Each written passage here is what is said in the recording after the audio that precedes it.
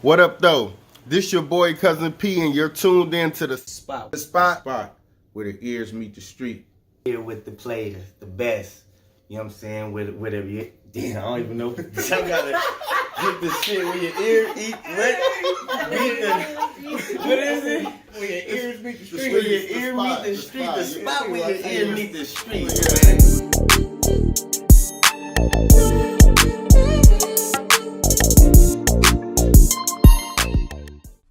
Cheers. Yeah. All right, y'all. It's your girl Alaska from the spot where the ears meet the streets. I'm here with my very good friend, Mr. Cuzin P, what up, though? If that bitch gon' hoe, let that bitch hoe. If that bitch gon' hoe, let that bitch hoe. Bro, I'm all about a bag, let that bitch go. If that bitch gon' hoe, let that bitch hoe. If that bitch gon' hoe, let that bitch hoe. If that bitch gon' hoe, let that bitch hoe. Bro, I'm all about a bag, let that bitch go. I'm laughing at these bitches cause they funny. How you got a pussy and you ain't got no money? They say it ain't tricking if you got it and I got it, I ain't tricking. I won't let these hungry bitches lick the food off my fingers. Nigga, I'm no sucker, bitch, I go hard. Pick her up and dropping her off, in your car. She ain't coming back with no money, she gotta walk dumb far. A bitch run that game on me, that's funny, hee hee ha ha. I'd rather fuck a ugly bitch with bread than a bad broke bitch with a weave in her hair. See, the bread is what I'm after. The money I be chasing, if she not talking money, it sound like Disco-Tänzerin, dann war ich a Hundefriseuse. foreign language. Yeah, how you doing? I'm good, I'm blessed. Awesome. All right, so we're getting into some questions today. You ready? I'm ready. Let's go. For somebody meeting you for the first time, who is Cuzin P and what do you represent? If you meet me for the first time, I just want to say I'm real, and not in the terms of like, a real street nigga, just a real individual that's honest, forgiving. If you cross me, I forgive you, but I won't fuck with you no more. And just a family man overall. That's me. Awesome. Where did the name Cuzin P come from, and what made you lock in with this as a brand? The name Cuzin P, shout out to my cousin Kaya. Hey, Kaya. She gave me the name. I'm from Detroit, Michigan. When I moved out here, shout out to my auntie Quan. She let me live with her. Hey, Auntie Quan, how you doing? And my nickname in Detroit is Peebo, but when I came out here, all my cousins, they was calling me P. My cousin Kaya started calling me Cuzin P. She spelled it Cuzzin P. But at the time, my family, some of my cousins was active Crips. So I dropped one Z and put Cuzin P. And I just ran with it with that. So that's how that name came about. Sounds like you took the politics out of the cousin, yeah? I added it in, actually, when I spelled Cuzin. So you added it in. Yeah, and then when I Googled Cuzzin, it was so many different names popping up. And when I spelt it that way, nothing popped up. So I said, cool, let me run with it. But when I go perform and stuff, everybody be like, they Cuzin P. From like that scene from like Poetic Justice. Mm-hmm. And then I just ran with that. So I just tell folks, my name, I want to become like one with your family with my music, the type of music I make. I love that. Your music shows Detroit life, California living as a theme title. What parts of Detroit shaped you and what changed you once you hit California? The hustle, the grind, that comes from Detroit, been on the east side. When I came to California, I realized, I can turn my focus on doing things the right way and not the negative. Being in Sacramento, despite what people say, it's a lot of opportunities out here. Shout out to the Sacramento people out here, but coming from the city, I always felt like I was 1-2 steps ahead of a lot of people that's from Sacramento. Just being from a city is very fast paced. So just being out here, I just hit the floor running, but did it in a legal way and not an illegal way, if that makes sense. That does make sense. It's easier to have more honest hustles versus having to get it some other way. Right, absolutely, because at the end of the day, it doesn't last long. Money that comes quick leaves quick, and y'all better believe that. Right, and just being in Detroit, my uncles, my father, them, all of them sold drugs, scam, you know what I mean? And then I just look at them now, it's I can look at the pictures of the big dookie rings, but what do you have to show for what you got going on? Nothing. So just looking at that made me kind of pivot into a different direction. Right. And you said you're a loyal, honest, trustworthy artist. So that also, shapes you into that role as well. Absolutely, absolutely. I love that. What was the moment you realized you could really rap? Not just write, but move people with your words. I think when I was at my uncle Jimmy's house, I did a song called I forget the name of the song, but I wrote a song about how my dad he did 10 years in prison, but he tried to kill my mom. I was 3 at the time, but I wrote a whole song from details from the time it started to the time it ended to the time he got arrested. And when people listened to that, they kind of gravitated towards it, and I said, okay, I think that's when it showed me, like, yeah. And you were 3, do you remember that time pretty vividly? Absolutely, from the beginning, from the time, him and my mom was arguing to the time he tried to snatch her out the club and the bouncers do it out. And this was like back in the day when they had like the glass Coca-Cola bottles. Mm-hmm. When he went to the gas station and filled it up with gasoline, ripped the sleeve, stuck it in the bottle, filled it up, went down the street, hit the lights, and then we stayed on Marlboro. It was an open field. And the house that we was in, on the side, it was like a big window, and I could see that my mom was leaning against the window talking to whoever she was talking to. He lit it and threw the bottle. As soon as everything united, it's like the police was there, like instantly got arrested. The shit was crazy, but I remember it like it was yesterday. And I know your birthday's coming up. Happy early birthday. Thank 40. you. Let's Thank go. You. Thank you. So that's 37 years ago, Mm-hmm. right? Do you think that you have overcome that moment? Yeah, absolutely. And then the thing about my mom, the reason why I get a lot of forgiveness, because my mom never turned me and my sister against my father. Although, whatever they had, she allowed us to go visit him when he was in jail. When we stayed in California the first time and moved back to Detroit, we stayed with him. Like, I love my father, and my mom and my father, they have a good relationship. So that's where I get that forgiveness piece from. You can forgive a person, but don't forget, but just never put them in position to do the same thing again. I love that. For my mom. All right, shout out to Miss Cuzin P. We love you, Miss ma'am. Rose. Miss Mama Rose. Dukes. Rose in the house. Yes, ma'am, Miss Rosa. Let's go. We love you. Thank you for teaching that. How would you describe your sound to someone who's never heard you? Detroit grit, West Coast vibe, or your own lane? I want to say like a mixture or two. Being in California for so long, even when I go back home and visit, you can tell, you can smell, you can see the West Coast in me. Detroit's still there, but you can tell it's a mixture of both. I just took what I learned from Detroit and what I learned from California and Sacramento. I just merged it together, and that sound comes out to be whatever it be. I love that. That's great. When you're choosing your beats, what are you listening for? First bounce, emotion, or the story it lets you tell? Just whoever, when you put on the beat, however I'm feeling, I never go into the studio with the idea, okay, I'm about to make some club bangers today, or I'm about to make some struggle music. When you put on the beat, however I'm feeling at that time, that's what it's going to be. And I just let the creativity pour from that point. I love that. That's great. A lot of your catalog is singles, EPs on Spotify. What's your strategy? Drop consistent singles or build towards a bigger album? I'm like, at this damn point, I don't really think people listen to albums like that.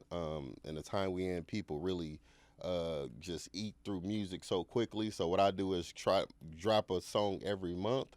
My goal is to get to the point to where I'm dropping at least 2 songs a month. Whether they're singles or just a song that's on the album, just to give my fans that I do have something to listen to. But as far as albums, I see people like, I got 35 albums, like, just drop the songs and see where they go. And then if a song pick up, that's when I get behind it and start paying for like ads and stuff. But just singles is what I'm going for right now. Awesome. So I know earlier I asked you, if you're like California living or what have you, where do you get your motivation for your songs? Honestly, it just depends on what I try to do. If I get a beat, if I get it off the internet, if it already have a title to the beat, then I try to stick with that. Unless the beat really jump out. But for the most part, it's usually either based off my life experience or people I know, the stuff that they went through. Or if I seen a dope movie or something, I could turn it into a storyline and then write from there. I like that. Do you, I mean, you've been in the music industry for a long time. Do you yourself have a favorite song that you've created? My favorite song is off my first album called Perception is Reality. It's called I'm Just Saying. Like, if you listen to that song, that kind of just sums me up. The way I think, my mentality, that tells you everything you need to know about me if you listen to that song. Perception is reality. Yeah, that's the name of the album, and the song is called I'm Just Saying. I'm just saying. All right, I'm gonna have to listen to that. You've worked with artists like Propane to Ghost and Zeno Payne. What do you look for in collaborations, and what makes one click? When it comes to singers, shout out to ex Zeno Payne. I never met the guy. I met him on Facebook, but he can sing. And he does his own music. When I send him something, I'm singing on it, but then he'll take it and make it his own. Like, I know a lot of singers, but I hate bringing someone to the studio that know how to sing, but you got to kind of coach them. I'd rather just pay the fee, send it to you, and then you make it your own. Yep. When it comes to singers, when it comes to artists, I really don't trip off artists. If you passionate about what you do, whether you title week, I'll sing you a verse. As far as with my brother Propane the Ghost, that's like a brother from another. When we go in the studio, it's just about having fun. Sometimes we make 5 songs, sometimes we'll come out with 1, but it's just about, talking shit, swallowing spit, having a good time, and creating. Just putting on beats. If some come up, if it sound cool, cool. If it don't, it don't. That's how I roll with that. Shout out to Propane. I love you, bro.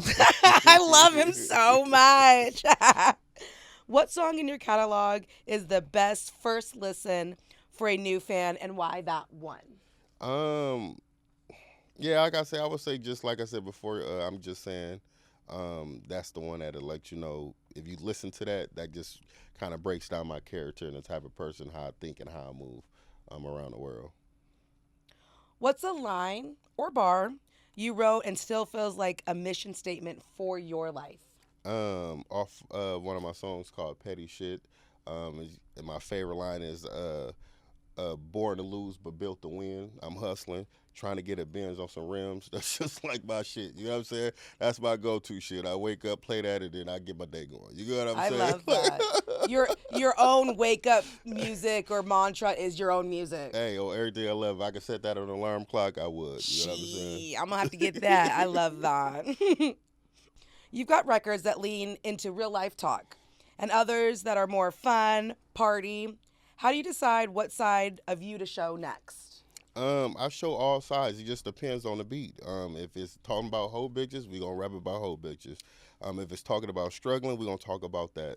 Only thing I don't talk about is just like killing, because that's not what I do. Good. If it's anything, I kill a motherfucker with kindness. You know Yes! I'm going to kill you with my love. Sounds like me. But other than that, that's the only thing I don't rap about or really promote. In my earlier years, I feel like coming from the hood, that's what everybody talk about. But as I got older and matured, I'm like, I ain't even on that. You know what I mean? I ain't trying to catch no time. I love being free. I love being around females. So I do not want to be locked up with a bunch of niggas. So that's not a lane I want to go. I say that for them. So yeah, it just depends on at the time when I'm in the studio, the beat that's on, and the vibe when everybody's around. I understand that mentality. Mm-hmm. Hearing you say that, do you think that mentality is a California? No, I just think it's everywhere, just in the hood, just in general. Because when I first started off, I was rapping about catching bodies. The only difference was we didn't have Instagram and YouTube at the time. We still had cassette tapes. Right. It's just televised more. But as you get older, you just mature. And I'm like, that's just not the route I would want to go. So I tell the youngsters that. But, some people got to live and learn, and some learn from other people's mistakes. But I just know for Cuzin P, I ain't on that type of hype. I love that. You want your visuals to communicate. Luxury, realism, motivation, pain, comedy. What is it? All of that. I'm a silly individual, and the people I hang around, we crack jokes all day. You know what I mean? It just, like I said, it just depends on whatever we doing at that moment. Like, you've been to video shoots, you've been in my videos. I'm always trying to create a story behind anything that we're doing. I'm not really the type of person like, bring a car, let's just post up and get different scenes and you put edits. I'm always trying to tell a story, because even if you don't like the music, maybe you'll get hooked on a storyline that I'm trying to put together. Speaking of how we met, do you remember what the first video was? No, I do. it wasn't Smooth Player, was it? Yeah. Yeah, Wasn't okay. that when I threw the water at you? Yeah, yeah. Yeah, that was a Smooth Player, y'all. Hey, The that was She-Hulk's cool. in it. Yeah. My little Prius is in it. Okay. Oh yeah. Yeah. That was so much fun, and that It was. I think is what It was. made me enjoy you. It wasn't just a photo shoot. It wasn't just ass shaking. Like there was this story to it. It was fun. We were joking and stuff. Like it was a great time. I wanted some of that food, but I had to keep throwing water at him. I was trying to eat. I was hungry. Yes, I love that. That was a good time. That was a great, and that's what you're saying. Is I think I've done like 3 or 4 shoots with you, videos with you, and each time they've been super, super fun, very respectable. You're what's it called? What are we? Professional. There That's the you word. go. Professional. All those things. That liquor kicking in. Oops. Need another. Yeah. So yeah, that's what you bring. Is you don't only bring like the fun and the excitement, but you bring the professionalism as well. So it makes for me as a woman feel safe. Absolutely, and that's the main thing for me. Like I treat everything just like a job. It's a time to start and a time is gonna finish. Let's have a good time, but let's keep it respectable, and have a good time. That's my main thing.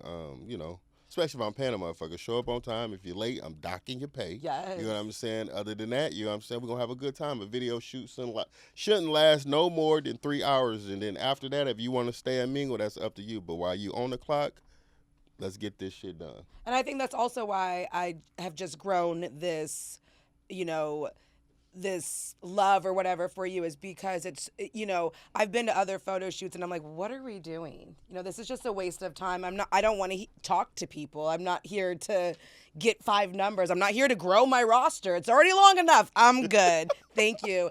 And that's what I love. I've seen multiple people at your shoots, people I've never met before, and they've all been respectable. You've left me at your shoots with people that are there, and they've been respectable. Shout out to Corey. I love my Corey. Shack. Yes, Rap Shack, yes. So the group that I feel that you introduced me to was a safe environment, and that's why I rock so hard with you, is because I know that I'm in a safe environment. And if I have any questions or concerns, I can bring them up to you and they're going to be taken seriously. And that I can say in this industry as a model does not happen very often. Every time I go to a music video, I'm like, okay, what are these precautions that I need to set in place for myself? I can't drink too much. I can't do this. Can't leave my drink out. But when I come to yours, I know that I'm safe, and like I could leave my purse anywhere and I'd be fine, and that's what you bring, and that's what I like about you, and that I believe that you take yourself seriously. We kind of had a little conversation about that, and that's the thing with rappers. It's like, okay, you could rap, you could do your music or whatever, but do you take yourself seriously, and do you hold yourself to a certain bar or what have you? And that's what I see in you, and that's what you exude to the world. Absolutely, because I guess to look at it is, if say we were famous and I was like on a Jay-Z or a 50 Cent status and I'm doing a video shoot, if something go wrong, that falls on me. Exactly. And besides that, if you notice, you've been to my video shoots, when you come, it's no guys. Only guys there is the cameraman and the people that's rapping. I don't need no fellas there. It's going to be a bunch of females. We're going to have a good time, and that's it. I have a lot of people always hit me because most of my music is ass shaking. Like, bro, call me. Like, no, I don't need you making the chicks uncomfortable. Stay your ass at home. You can watch the video later. This is everybody getting paid to be here. We're going to treat it like a job. And afterwards, we could turn up, but it's just all vibes. Like you said, I want everybody feeling comfortable and having a good time. That's just how I roll in general. I also don't know if you know this.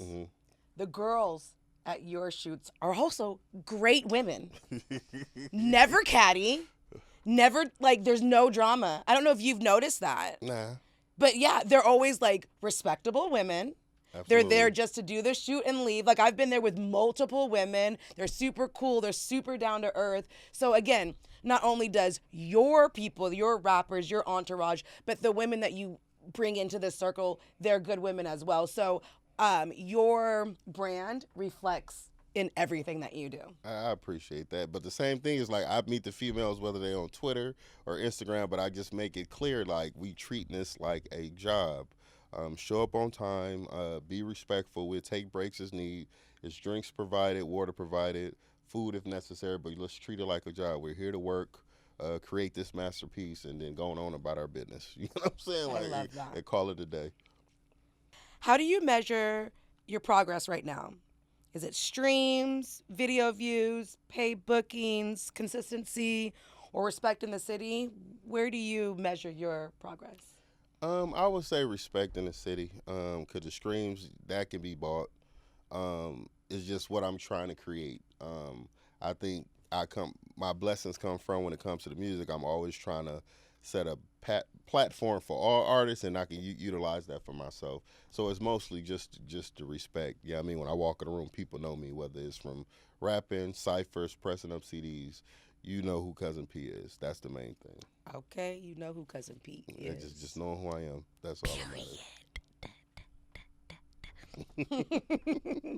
Told you that liquor's kicking. I'm just kidding. What's the hardest part about being independent? Is it distribution, promos, budgeting, consistency, or mental? Distributions. It's budgeting, man, and mental. Especially when you don't have a team. Like when you're trying to do everything yourself, like, man, that shit gets stressful. I'm not even gonna lie. And as I'm realizing, like, you only can get so far. Like, you cannot do everything yourself. And as I'm learning, sometimes it may not be the people you grow up with. It may not be your family. You got to find people that's on the same page as you and trying to create something. And everybody have that same vision, and everybody plays a part, right? Like, you're not going to get nowhere if everybody trying to be the artist. You know what I'm saying? You're not going to get nowhere if everybody's trying to be the cameraman, if everybody's trying to be the backup dancer. Like, everybody got to have a role and be able to play that and focus on that. And I'm learning that now. And as I'm learning that now, I'm starting to be able to move and do different things. And sometimes, like I said before, you might have to outsource and link up with other people that share that same vision. And sometimes it may not be family. Right. So piggybacking off of that, how do you navigate down that lane, having a close-knit family or people that want to do this with you but maybe not take it seriously, and then kind of navigating and finding those people who are going to help bring you or go to the next level with you, but they're not your family, and how do you trust them? Like, how does that navigation work? It's just when it comes to family that wants to do it, if you're serious, we'll take you serious. But the moment I see that you're not, then I just kind of pull away and mess with you whenever I can. When it comes to just people outside of family, everything's 100% until you show me something different. And once you show me something different, I play the cards based off that. You know what I mean? That's just how I get down. I love that. What's next? New project, new video, merch. What we doing? What's next is this motherfucking podcast. Let's I'm sitting go on right now. The spot where the ears meets the motherfucking streets. So like I said before, if you a hoe bitch, a pimp, a pastor, an artist, a poet, you grow weed, come talk to me. Show us what your techniques are. Whatever the you got to be. You got a food truck, whatever it is. This podcast is created for the Northern California. The goal is to be what Thizzler used to be, without the politics. So that's the goal, and that's what I'm going to accomplish. So tap in and come fuck with your boy. Yes, I'm sir.